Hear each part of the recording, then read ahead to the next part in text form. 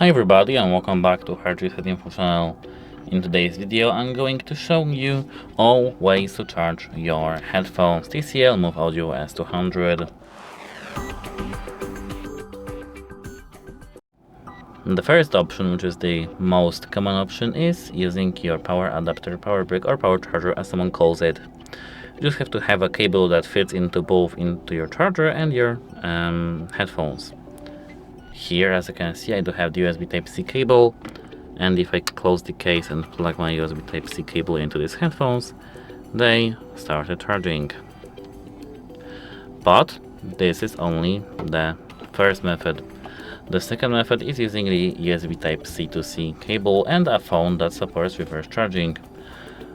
Almost every phone with the USB Type-C port supports it. So, you'll just have to prepare yourself a phone that supports reverse charging.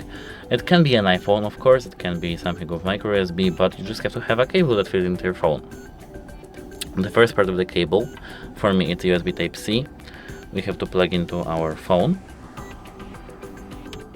And the second part of it into our headphones case, charging case. And as you can see, our headphones started charging. And that's it. Hope it helps you, and goodbye.